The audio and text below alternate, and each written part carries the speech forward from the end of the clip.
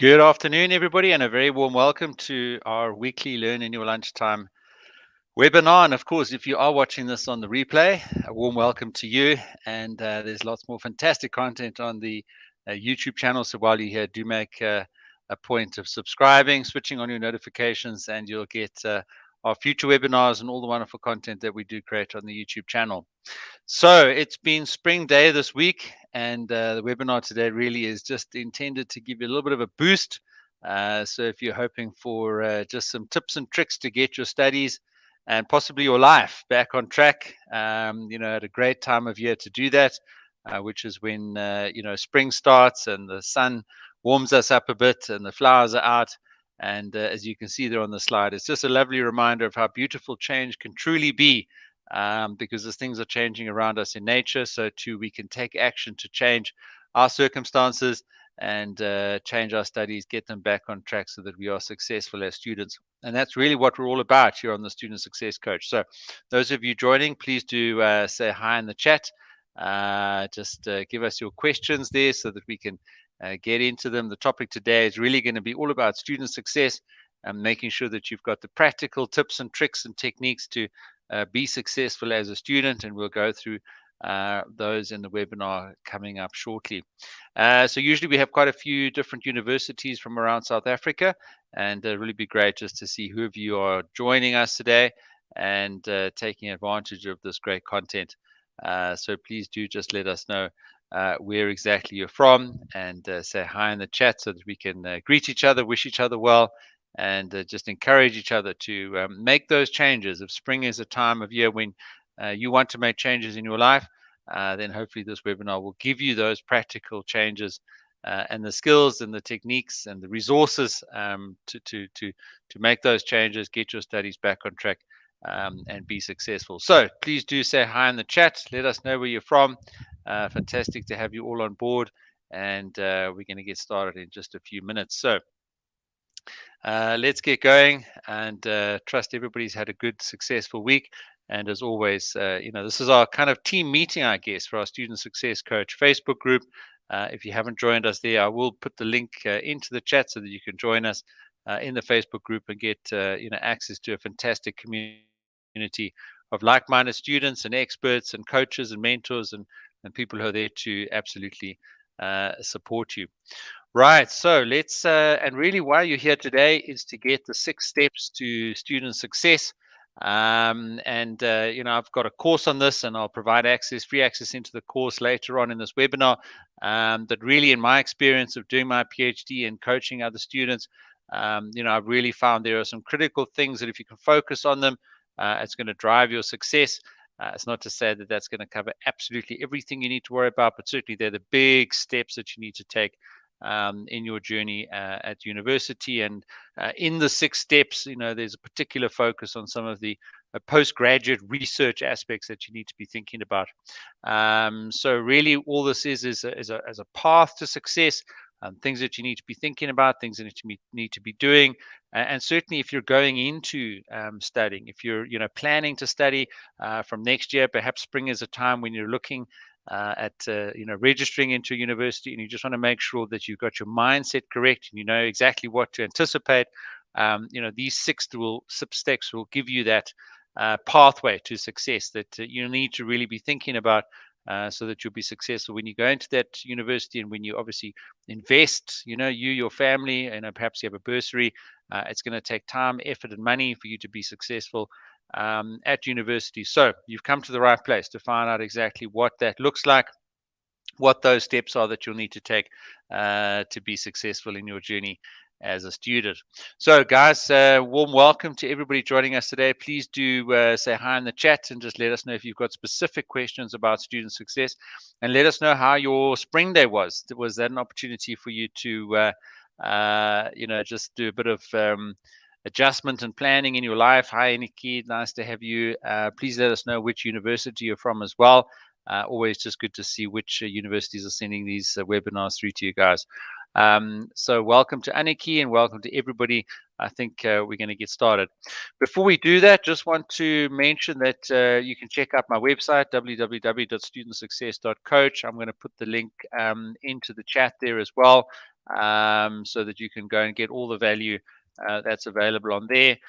Links to webinars, the blog, the courses, absolutely everything that you need is available from the website. It would really be good to get your feedback on that. Go check out the blogs and yeah, a lot of the content, all the blogs, the webinars, the podcasts, in the YouTube channel, subscription, the mailing list, absolutely everything is available there. So do please go check out www.studentsuccesscoach.com.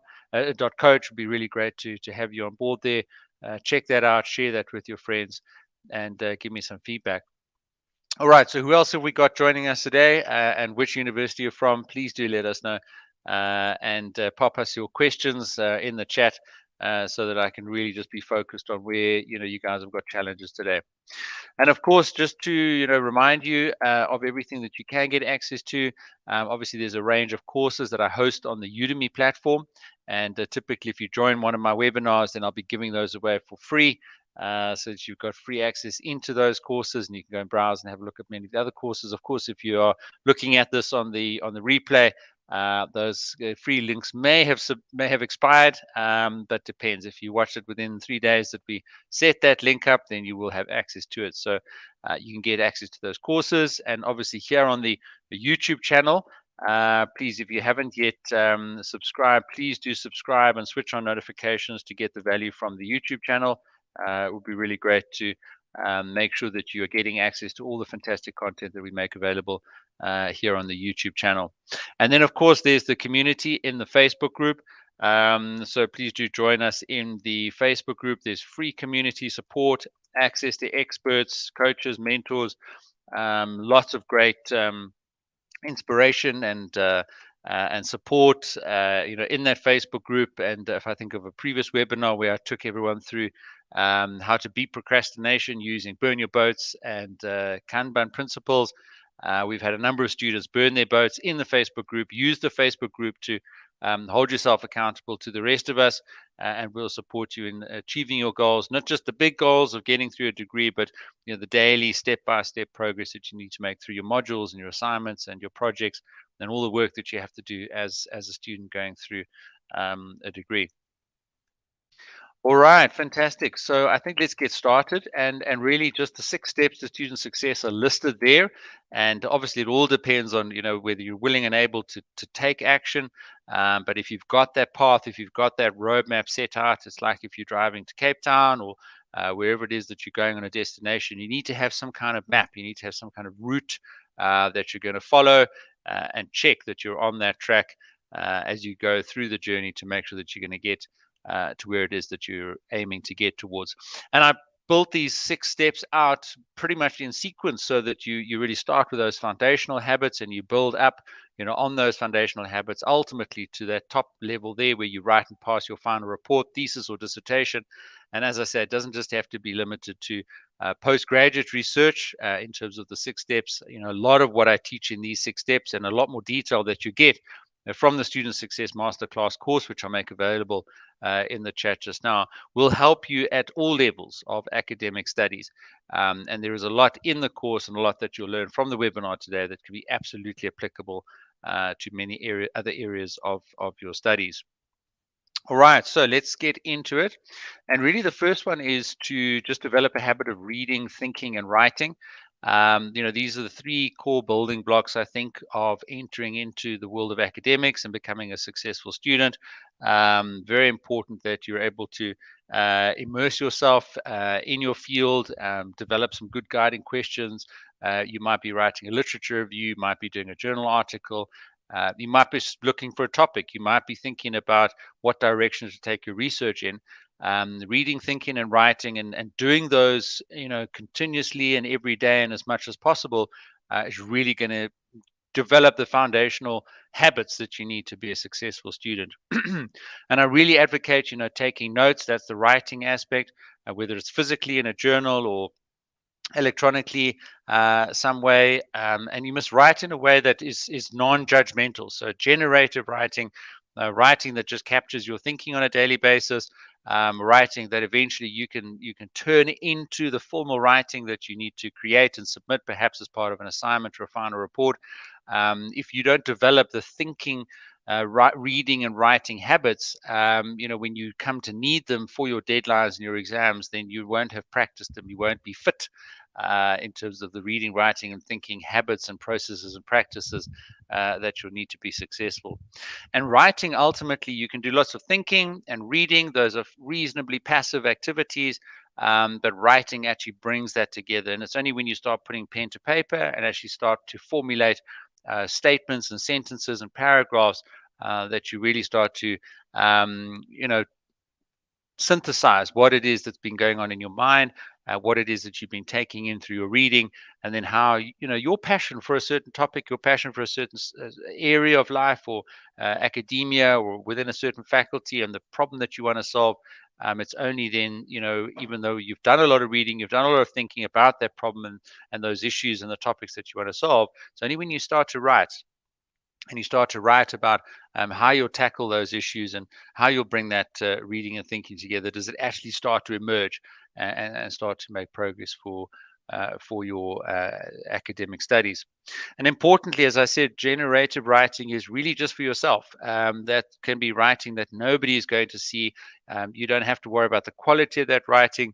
Even if you don't know what to write, you just write down, I don't know what to write. And then slowly but surely, you'll start to unlock the synapses in the brain, and the activity of your fingers or your fingers on a keyboard is going to unlock the thinking process, and your writing will just gradually get better and better as you do more of this on a daily basis. And so, as I say, they write early, often, and well.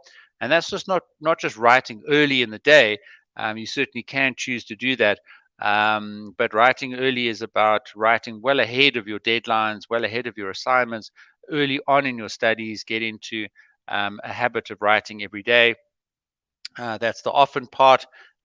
You should be writing, every day. Just block off, 10, 15, 20, half an hour, minutes, whatever the case may be, just to get, regular writing as a discipline, as a pattern to be successful as a student. And we'll talk a little bit just now about what writing well looks like. But recognize that writing is going to be a critical means of evaluation for your success as a student.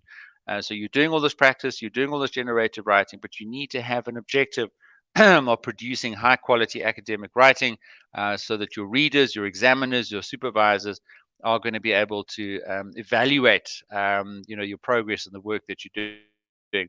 And really, we underestimate just how important that is.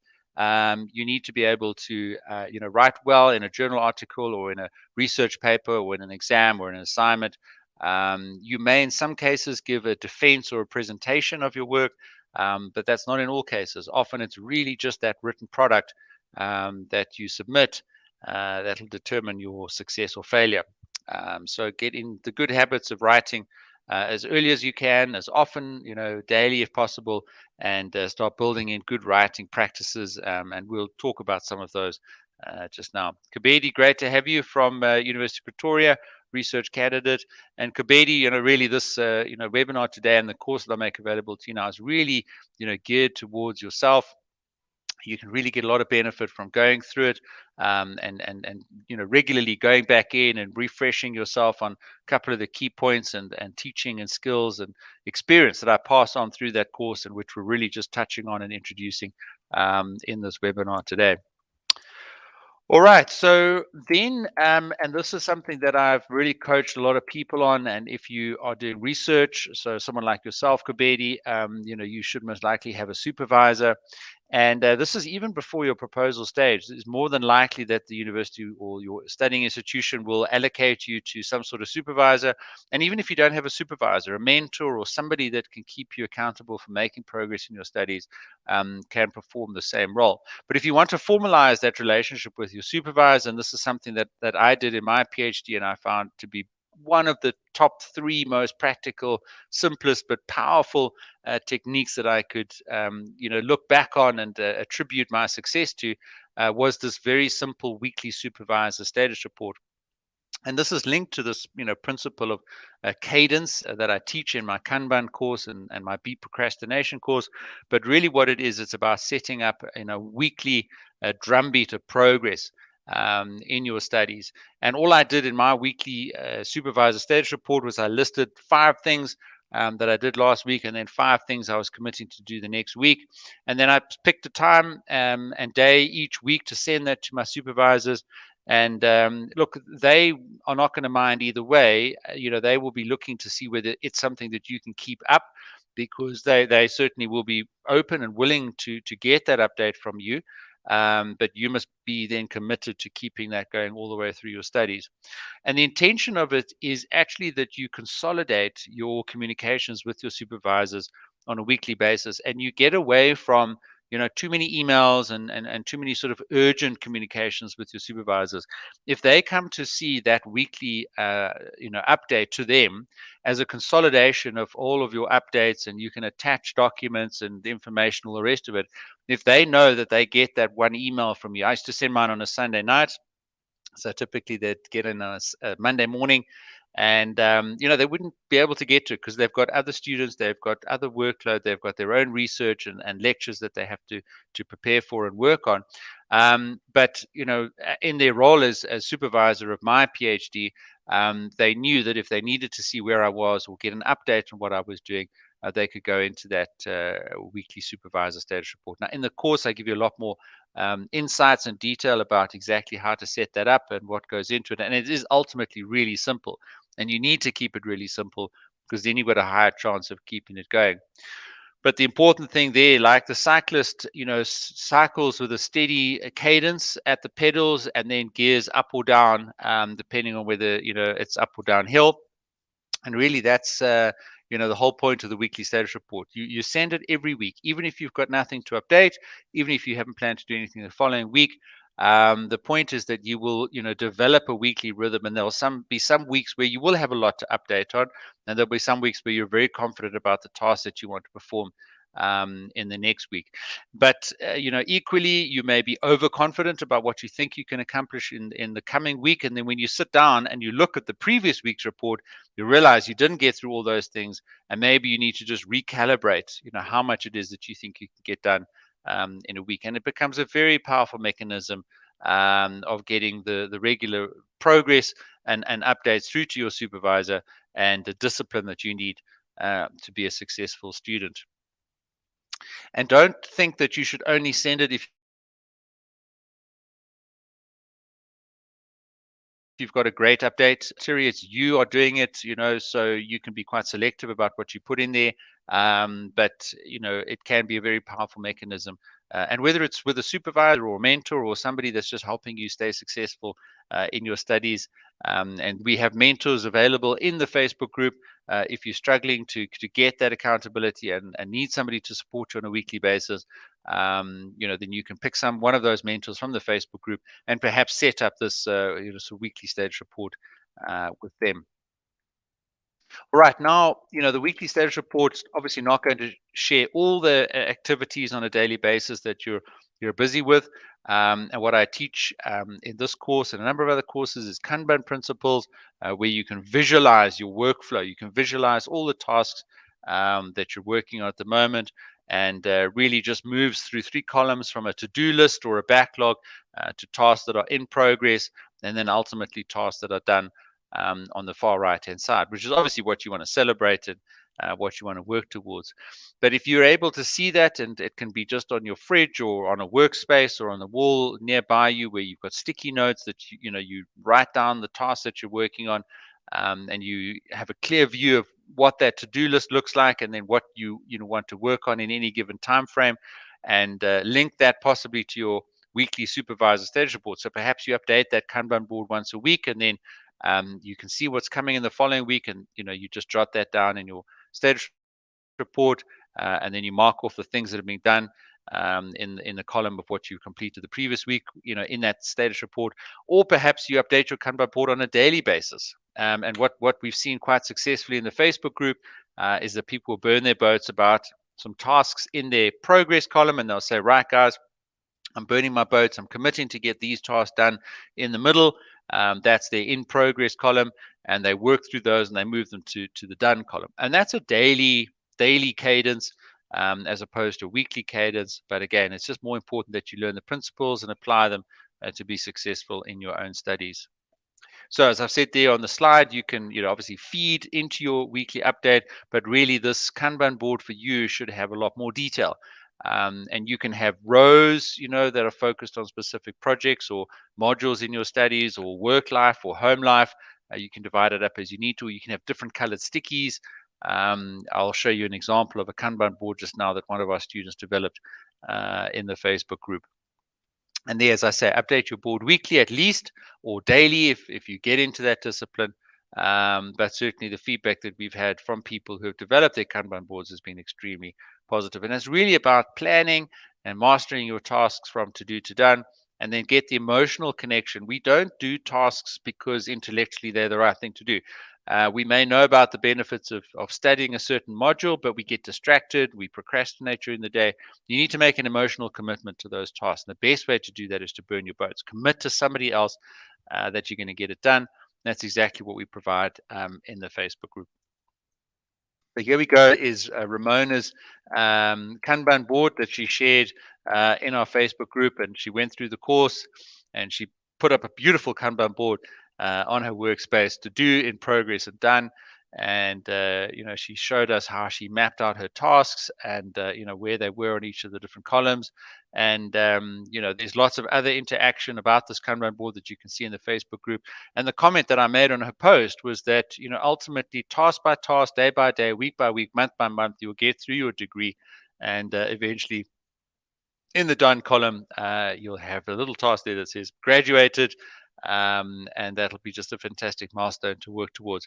And Kanban, as I said, and a lot of what we teach in this course and the principles that I coach, everybody on in these webinars and in the Facebook group and in my one-on-one coaching, are things that you can apply to your life, many other areas of your life, many other projects and objectives and goals that you are trying to achieve. These don't just only apply to studies, but certainly the focus, is student success in this webinar and in our Facebook group. And in this course, it's really geared towards student success. How are you going to be successful as a student if you apply these principles? All right, now this is where we get a little bit more specific around, a research study or research degree, postgraduate research potentially, and I go into just the basics of a good proposal, what that looks like. You need to answer the what, the why, and the how of your study. Those are the three things that you need to make sure are in there. And then the more work that you put into a proposal, and we spoke about this in last week's webinar with Yolandi Richards, who just managed to get her proposal accepted and approved at her university, and she explained to us, all about that process and what worked and what didn't work. We had a very good discussion about how long her proposal was, how long mine was, and the point I made was that I never regretted putting a lot of extra time and effort into my proposal because I reused it, a lot of it, for my final report. So things like the introduction, the literature review, the methodology. As you go into your study, you won't have done obviously the application of the methodology. You won't have gathered and analyzed your results or developed or proposed any findings yet. That will come into your final report. But certainly those upfront sections of your final report are certainly incredibly positive to to reuse if that's possible. Aniki, yes. So Aniki, I mean, pop into the Facebook group. I did put the link there. Come and say hi to Ramona. She can give you some tips and tricks. And certainly anybody that I see developing Kanban boards or burning their boats, I sort of tag Ramona and say, here's our Burn the Boats champion. You can see what she does and you can get encouragement from doing that. So absolutely. And I think, you must make it creative. You must make it yours. We're spending so much more time at home. We don't have that opportunity to interact on campus. You've got to set yourself up at home with a workspace that works for you. And if that's a beautiful, creative Kanban board that helps you be successful, then that's good for you. That's exactly what you've got to do. And Ramona's Kanban board works exceptionally well for her. And she's made it hers. She's made it an expression of herself and who she is and her style, which is fantastic and awesome. So, Aniki, I'm sure that you'll do the same as you develop a fantastic Kanban board for yourself. All right, so more questions as we go. Hopefully this is useful. And what I'm going to do now quickly is just to pop the link for the course into the chat. so that you can get access to that and enroll into the Student Success Masterclass, 6 Steps to Complete Your Degree. You'll get detailed lessons for each of these steps. You'll also get lots of resources and worksheets and access to documents like my own proposal, my own slides, my own final report, these checklists that you see up on the screen in this webinar today.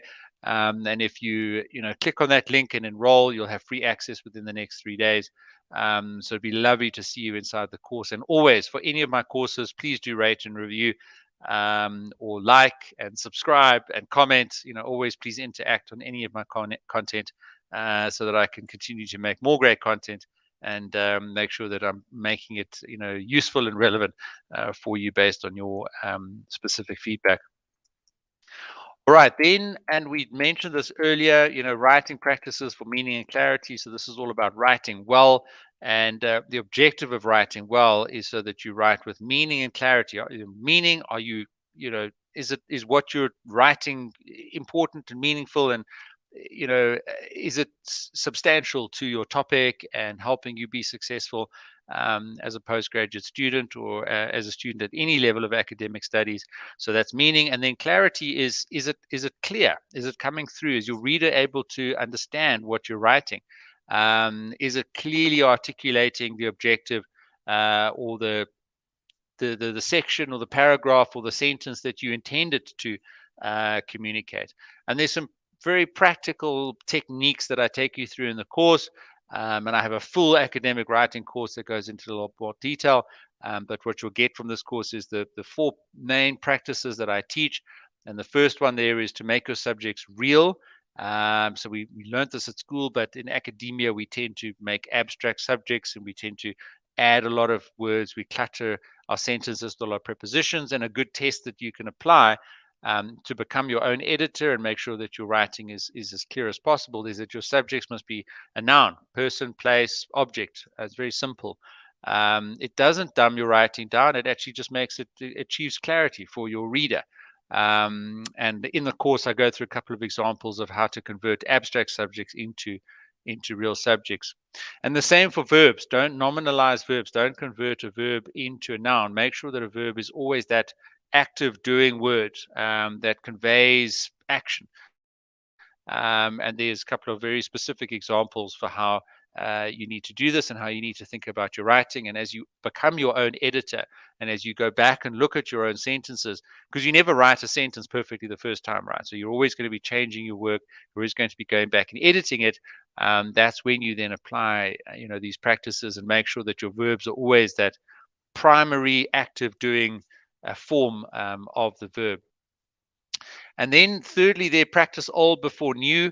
That's where you really need to sequence the topics in your sentences based on what you've already told the reader, what the reader is already familiar with. So if you've already conveyed a certain topic, don't suddenly introduce a new topic at the beginning of the next sentence. Start with that topic and then move the new topic or the new concept to the end of that sentence. And what that means is you're gradually introducing your reader to these new topics, and you're building on their existing knowledge and the work that you've already done to convey these concepts to them. And the same with complexity last. So again, try and keep the simple concepts to the beginning of the sentences, and the more complex concepts and subjects or objects to the end of the sentence. Really what that means then is that you're just introducing your reader gently into the complexity of what it is that you're trying to write about. And most people at a postgraduate level are writing about generally complex topics and trying to solve complex problems, and complexity or topics that you need to apply your minds to are going to crop up in your writing. And just applying that simple principle helps your reader take a journey at the right pace and in the right way to grasp and understand the complexity of what it is that you're writing about. And then, of course, as I've said a couple of times in this webinar, always write with your reader in mind. So that's going to be your examiner, your supervisor, or maybe an editor of the journal that you're submitting an article to. Think about them reading your work. And very importantly, when you write with the clarity and the meaning that the reader is going to get from your writing. And ultimately, what is academic writing? Writing is unambiguous. It must be written in such a way that there's no misunderstanding or no misinterpretation or no dual meaning of what you're trying to write. Make sure that any sentence is as clear and distinct as possible. Apply those best practices there, and just really double check with a mentor or somebody else that it can't be misinterpreted. And what you'll often find is, as we've said there, if you keep your subjects real, rather than complex or abstract, you reduce the chance of misunderstandings because they're in that primary form of a noun. Keep verbs in that primary form of action and doing. Also simplifies your sentences, makes them unambiguous. And then old before new and complexity last. Just you really keep your reader in mind and make sure that you're building and helping them on their journey through your writing. And you must be your own editor. We spoke previously about writing generatively for yourself, and that's fantastic. You are going to hopefully now learn to write often and well. But the steps that you take to writing well and the final product that you put in front of that reader is going to go through lots of revisions. So if you're writing often and you're writing for yourself, then you apply those principles, you edit your own writing, and it's far better for you to be your own editor than to get all that red pen back from your supervisor on your writing. So be critical to yourself, but start by being non-judgmental. Get some writing down on the paper, and then apply these principles and come at it from an editor's perspective. And ask those questions of the quality writing that you would expect to be in there. All right, then just the last and obviously very important step in your journey to student success, and the 6 steps that we're going through today. You are going to be working towards a final report or a thesis or a dissertation, and it's vitally important that as early on as possible in your studies you've got the correct mindset around what that looks like. We've spoken about in the proposal stage how there's lots that you can reuse and keep in the back of your mind for the time that you get your final report. And don't wait until it's suddenly due to scramble to do good writing, to do good thinking and reading, or all these other topics. Hopefully you'll have been doing lots of writing, you'll have written a good proposal, you've got the right foundations in place, you're doing your weekly status report to your supervisors, you've got your Kanban board with your actions, and really now this last 6 steps just helps focus your mind around what is that final goal, to summit the mountain of your studies. What does that look like? What is it practically that you're working towards? And I like to think of it in the different sections of your final report, and typically there are 5, which I've listed there.